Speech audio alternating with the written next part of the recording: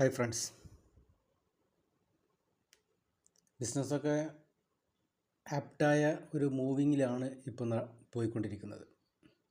എല്ലാവർക്കും ബിസിനസ് ഗ്രോത്തൊക്കെ സംഭവിച്ചുകൊണ്ടിരിക്കുന്ന ഒരു സമയമാണിത്. നമ്മളെല്ലാ രീതിയിലുള്ള കാര്യങ്ങളും കഴിഞ്ഞ് ഇപ്പോൾ ബിസിനസ് മാർക്കറ്റ് പക്ഷെ ഒരു പോസിറ്റീവ് മൈൻഡിലേക്ക് മാറിക്കൊണ്ടിരിക്കുന്ന ഒരു സിറ്റുവേഷനിലൂടെയാണ് നമ്മൾ കടന്നു പോകുന്നത്. പക്ഷേ എന്നിരുന്നാലും നമ്മളെ ബിസിനസ്സിൻ്റെ സ്റ്റോക്ക് എന്ന് പറയുന്ന ഒരു വലിയ ഘടകം അത് നമ്മൾ കറക്റ്റ് ചെയ്യുക എന്നുള്ളത് വളരെ ഇമ്പോർട്ടൻ്റ് ആണ്. ചിലരൊക്കെ ഈ ഡിസംബർ ക്ലോസിങ്ങിലായിരിക്കും സ്റ്റോക്ക് എടുപ്പ് നടത്തുക, അല്ലെങ്കിൽ ചിലർ മാർച്ചിൻ്റെ മുമ്പായിട്ട് അടുത്ത ഫിനാൻഷ്യൽ ഇയർ സ്റ്റാർട്ട് ചെയ്യുന്നതിന് മുന്നേ അവരുടെ സ്റ്റോക്ക് ക്ലിയർ ചെയ്യുന്ന ഒരു സിസ്റ്റം. ഇങ്ങനെ രണ്ട് രീതിയിലാണ് ആളുകൾ സ്റ്റോക്ക് എടുപ്പ് നടത്തുന്നത്. അപ്പോൾ ഈ സ്റ്റോക്ക് എടുപ്പിന് വളരെ ഇമ്പോർട്ടൻസ് ഉണ്ട്.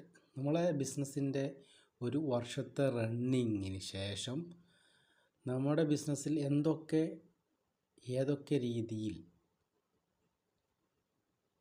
മൂവ് ആയിട്ടുണ്ട്, ഇനി മൂവ് ആവാനുള്ളത് എന്തൊക്കെയുണ്ട്, ഇനി നമ്മളെ സ്റ്റോക്കിൻ്റെ വേരിയേഷൻസ് എന്താ വന്നിട്ടുണ്ടോ എന്ന് തുടങ്ങിയിട്ട് ബിസിനസ്സുമായി ബന്ധപ്പെട്ടുള്ള എല്ലാ രീതിയിലുള്ള ഐറ്റം വെരിഫിക്കേഷനും ഈ സ്റ്റോക്ക് എടുപ്പോട് കൂടിയിട്ട് നമുക്ക് മനസ്സിലാവുകയും ചെയ്യും, അത് ക്ലിയർ ചെയ്യാൻ പറ്റുകയും ചെയ്യും. അപ്പം അതിൽ ഇമ്പോർട്ടൻ്റ് ആണ് സ്റ്റോക്ക് എടുപ്പിൻ്റെ ഇമ്പോർട്ടൻസ് എന്ന് പറഞ്ഞാൽ നമ്മളെ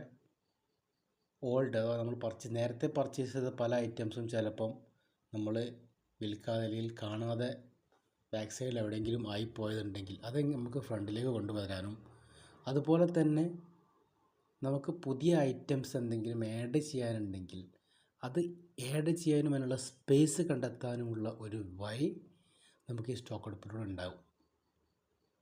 അപ്പം ഞാൻ പറഞ്ഞു വരുന്നത്, സ്റ്റോക്ക് എടുപ്പ് എന്ന് പറയുന്നത് വളരെ ഇമ്പോർട്ടൻ്റ് ആണ്. പല ബിസിനസ് ഫേംസുകളും എന്ത് ചെയ്യാറില്ല, ചിലപ്പോൾ സ്റ്റോക്ക് എടുപ്പിൽ ഇമ്പോർട്ടൻസ് കൊടുക്കാറില്ല. അത് എന്താണെന്ന് ചോദിച്ചിട്ടുണ്ടെങ്കിൽ എനിക്കറിയില്ല. കാരണം അത് വലിയൊരു ഡീഫാൾട്ടാണ് ആ ബിസിനസ്സിനെ സംബന്ധിച്ചിടത്തോളം. കാരണം നമ്മളെ ഒരു വർഷത്തെ ആക്ച്വൽ ഫിഗർ, സ്റ്റോക്ക് ഫിഗർ കിട്ടിക്കഴിഞ്ഞാൽ നമുക്ക് ബാക്കിയുള്ള കാര്യങ്ങളൊക്കെ പ്ലാൻ ചെയ്യാൻ കഴിയുള്ളൂ. ബിസിനസ്സിൻ്റെ റണ്ണിങ്, അതിൻ്റെ പ്രോഫിറ്റ് റേഞ്ച്, മറ്റ് എല്ലാ രീതിയിലുള്ള പ്ലാനിങ് നടക്കണമെങ്കിൽ ഈ സ്റ്റോക്ക് എടുപ്പ് പ്രോപ്പറായിരിക്കണം. അപ്പോൾ ഒരിക്കലും നിങ്ങളാരും അത് ഒഴിവാക്കരുത്. നിർബന്ധമായിട്ടും ബിസിനസ്സിൻ്റെ സ്റ്റോക്ക് കറക്റ്റ് ചെയ്യുന്ന, അല്ലെങ്കിൽ സ്റ്റോക്ക് എടുക്കുന്ന ഒരു ടൈം ഒന്നെങ്കിൽ ഡിസംബറിൽ അത് കാണുക, ഡിസംബർ മുമ്പായിട്ട് കാണുക, അല്ലെങ്കിൽ മാർച്ചിന് മുന്നായിട്ട് അടുത്ത ഫിനാൻഷ്യൽ ഇയർ സ്റ്റാർട്ട് ചെയ്യുന്നതിന് മുന്നേ അതിനൊരു ടൈം നിങ്ങൾ കണ്ടെത്തണം. അങ്ങനെ ആവുമ്പോൾ നിങ്ങളുടെ ഓവറോൾ ബിസിനസ്സിൻ്റെ കൺട്രോള് നിങ്ങളെ ഹാൻഡിലായിരിക്കുമെന്ന് തന്നെ പറയാം. നമ്മളെല്ലാം ബിസിനസ് ചെയ്യുന്നത് അൾട്ടിമേറ്റ്ലി പ്രോഫിറ്റിന് വേണ്ടിയിട്ടാണ്, അല്ലേ? അപ്പോൾ ഈ പ്രോഫിറ്റ് എന്ന് പറയുന്നത് വെറുതെ ജനറേറ്റ് ചെയ്യുന്ന സംഭവമല്ല. നമ്മൾ ഡേ ടു ഡേ ലൈഫിൽ, ബിസിനസ് ലൈഫിൽ ഡേ ടു ഡേ ചെയ്യുന്ന പ്ലാനിങ്ങിനനുസരിച്ചാണ് നമ്മളുടെ ബിസിനസ്സിൻ്റെ ഗ്രോത്തും മറ്റ് എല്ലാ ഘടകങ്ങളും ഡെവലപ്പായി വരുന്നത്. അല്ലെങ്കിൽ ബിസിനസ് ഗ്രോത്തിങ് സ്റ്റേജിൽ എത്തുന്നത് നമ്മുടെ കറക്റ്റ് പ്ലാനിങ്ങിൻ്റെ ഭാഗമായിട്ടാണ്. അതിന് വളരെ ഇമ്പോർട്ടൻ്റ് ആണ് നമ്മളെ സ്റ്റോക്ക് എന്ന് പറയുന്നത്. സ്റ്റോക്ക് വേരിയേഷൻസും സ്റ്റോക്ക് മിസ്റ്റേക്കുകളും അല്പം വരും, അല്ലേ?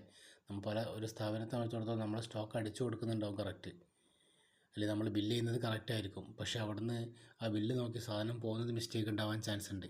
അപ്പോൾ ഇതിലൊക്കെ നമ്മളെ കോസ്റ്റിൽ വരുന്ന ഡിഫറൻസുകളെല്ലാം നമ്മളെ പ്രോഫിറ്റ് റേഞ്ചിനെ എഫക്റ്റ് ചെയ്യും, ഇല്ലേ?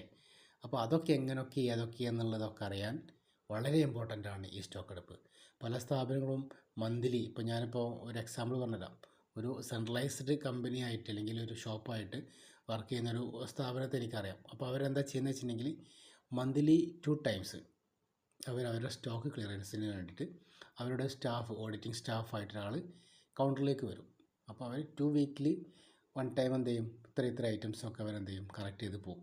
അങ്ങനെ എല്ലാ മന്തിലും എന്ത് ചെയ്യും, കറക്റ്റ് രീതിയിൽ അവർ സ്റ്റോക്ക് ക്ലിയറൻസ് ചെയ്ത് പോകുന്നുണ്ട്. അപ്പോൾ അങ്ങനെ ആകുമ്പോൾ എന്താ, ഒരു സെൻട്രലൈസ്ഡ് കൺട്രോൾ ആരെടുത്ത് വന്നു, ഓണർ എടുത്ത് വന്നു. വേരിയേഷൻസ് എന്താ വന്നു കഴിഞ്ഞാൽ അപ്പം തന്നെ അവർക്ക് എന്ത് ചെയ്യാം, അത് ഐഡൻറ്റിഫൈ ചെയ്യാനും ബാക്കി കാര്യങ്ങൾ മൂവ് ചെയ്യിക്കാനും കഴിയും. അപ്പോൾ ഇതിൻ്റെ ഇമ്പോർട്ടൻസ് എന്ന് പറയുന്നത് വളരെ വലുതാണ്. ഒരാൾ പോലും ഈ സ്റ്റോക്ക് എന്ന് പറയുന്നത് സ്റ്റോക്ക് കറക്ഷൻ അല്ലെങ്കിൽ സ്റ്റോക്ക് കറക്ഷൻ പ്രോസസ്സ് വളരെ ടൈറ്റായ ഒരു പ്രോസസ്സാണെന്ന് വിചാരിച്ചിട്ട് അത് അവോയ്ഡ് ചെയ്യരുത്. അതിന് വേണ്ടിയിട്ട് സമയം കണ്ടെത്തണം.